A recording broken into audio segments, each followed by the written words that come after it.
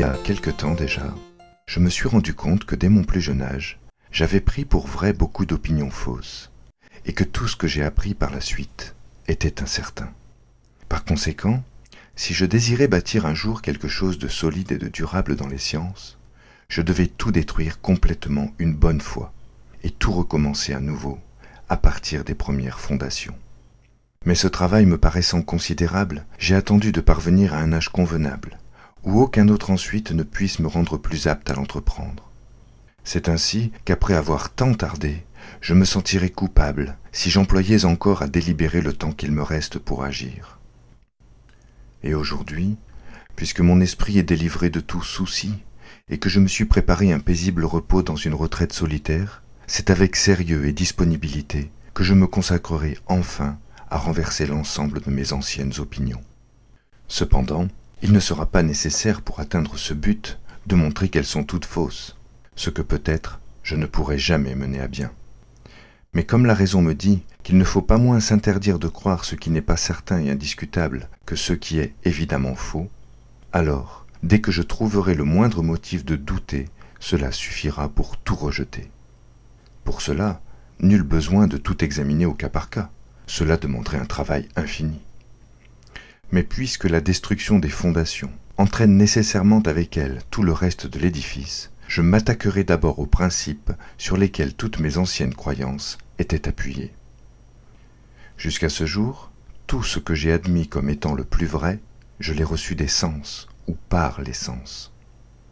Cependant, ceux-ci m'ont parfois induit en erreur, et il est prudent de ne jamais se fier totalement à ceux qui nous ont trompés une première fois.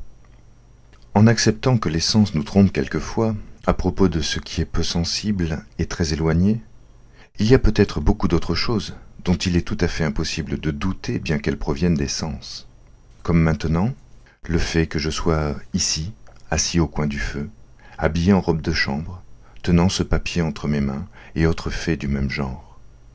Comment peut-on raisonnablement nier que ces mains et ce corps sont à moi ? Peut-être alors que je me compare à certains malades, dont le cerveau est tellement troublé par les vapeurs tenaces de la bile noire qu'ils se prennent pour des rois alors qu'ils sont miséreux, qu'ils se croient vêtus de pourpre alors qu'ils sont tout nus, qu'ils croient avoir la tête en terre cuite ou être des cruches, ou encore avoir un corps de verre. Mais ce sont des fous, et je ne serais pas moins extravagant si je me conformais à leurs exemples. Comme tout serait clair si je n'étais pas un homme, avec l'habitude de dormir et de m'imaginer en rêve les mêmes choses, et parfois de moins vraisemblables que se représentent les fous lorsqu'ils veillent. Combien de fois m'est-il arrivé la nuit de rêver que j'étais ici, habillé au coin du feu alors que j'étais tout nu dans mon lit. Or, maintenant, il n'y a pas de doute, je regarde ce papier avec les yeux éveillés. Cette tête que je remue n'est pas endormie. J'étends ma main de mon plein gré et je la sens. Ce qui arrive en dormant ne semble pas aussi distinct que tout ceci. Il n'est pas facile de me souvenir d'avoir été trompé dans mon sommeil par des pensées identiques. Mais quand j'y prête attention, je suis stupéfait de voir clairement qu'il n'y a aucun indice certain qui puisse distinguer la veille du sommeil. Et cette stupéfaction est telle que je ne suis pas loin de croire que je dors. Supposons maintenant que nous sommes endormis, et que le fait d'ouvrir les yeux, de bouger la tête, d'étendre les mains, d'avoir telle main et tel corps, bref, supposons que tout cela ne soit pas réel. Reconnaissons cependant que ce qui est représenté pendant le sommeil est comme un tableau ou une peinture, qui ne peuvent être formés qu'à partir de quelque chose de réel. Ainsi, au minimum, toutes ces choses générales, les yeux, la tête, les mains et tout le reste, ne sont pas imaginaires mais existent vraiment. En effet, les peintres, lorsqu'ils s'efforcent de représenter des sirènes et des satyres par des formes bizarres et extraordinaires, ne peuvent leur donner des formes et des natures totalement nouvelles. Ils font seulement un certain mélange, une composition à partir des membres de différents animaux. Même si leur imagination est assez folle pour inventer quelque chose de si nouveau que nous n'ayons rien vu de pareil et que leur œuvre nous représente une chose absolument irréelle et totalement chimérique, au moins les couleurs qui la composent doivent être véritables.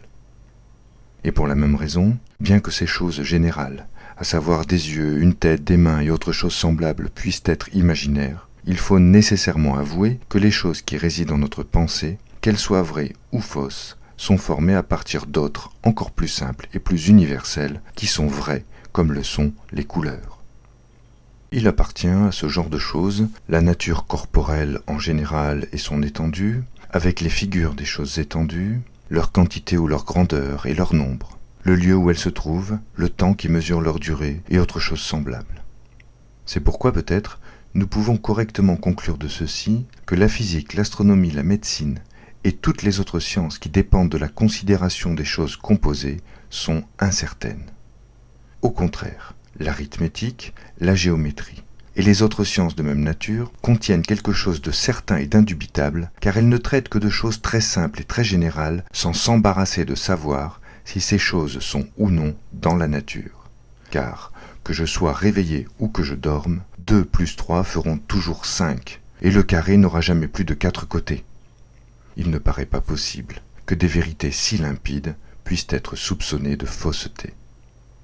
Cependant, cela fait longtemps que je tiens enraciné dans mon esprit l'opinion qu'il existe un Dieu tout-puissant, par qui j'ai été créé tel que je suis. Comment savoir s'il n'a pas fait qu'il n'y ait aucune terre, aucun corps étendu, aucune figure, aucune grandeur, aucun lieu, et que néanmoins, toutes ces choses ne me semblent jamais exister autrement. Et même, comme je juge parfois que les autres se trompent, même dans ce qu'ils pensent connaître avec le plus de certitude, il est possible qu'il ait voulu que je me trompe toutes les fois que j'additionne 2 et 3, ou que je compte les côtés d'un carré, ou que je juge de choses encore plus faciles, si l'on peut imaginer plus facile que cela. Mais peut-être que Dieu n'a pas voulu que je fusse déçu de la sorte, car on le dit suprêmement bon. Toutefois, si cela répugnait à sa bonté de m'avoir créé tel que je me trompasse toujours, de la même façon, il semblerait lui être contraire de permettre que je me trompe de temps en temps, ce qui est en dernier lieu impossible à affirmer. Il y aura peut-être ici des gens qui préféreront nier l'existence d'un Dieu si puissant plutôt que de croire toutes les autres choses incertaines. Mais ne les contredisons pas pour l'instant, et supposons en leur faveur que tout ce qui est dit ici d'un Dieu soit une fable. Toutefois, quelle que soit leur hypothèse sur la façon par laquelle je suis parvenu à ce que je suis, que ce soit le destin, le hasard ou un enchaînement continu des choses, puisque faillir et se tromper semble être une espèce d'imperfection, il est certain que moins sera puissant ce qu'ils attribuent à mon origine, plus il sera probable que je sois tellement imparfait que je me trompe toujours. Je n'ai rien à répondre à ces arguments, mais je suis contraint d'avouer que, de toutes les opinions que j'avais crues vraies autrefois, il n'y en a pas une dont je ne puisse maintenant douter, non par étourderie ou légèreté, mais pour des raisons solides et réfléchies. C'est pour cela qu'il faut, si je souhaite découvrir quelque chose de certain, suspendre aussitôt mon jugement sur ces pensées, et que je ne m'y fie pas plus qu'à ce qui serait bien évidemment faux. Mais il ne suffit pas d'avoir remarqué cela, il faut prendre soin de s'en souvenir, car ces opinions banales se présentent continuellement à ma pensée. Le commerce long et familier qu'elles ont eu avec moi leur donne le droit, bien malgré moi, de se rendre presque maîtresse de mon assentiment. Et je ne perdrai jamais l'habitude d'y acquiescer et d'être crédule envers elles tant que je les considérerai telles qu'elles sont en effet. C'est-à-dire douteuses sous bien des aspects comme je viens de le montrer, et pourtant fort probables, de sorte qu'il y a beaucoup plus de raisons de les croire que de les nier.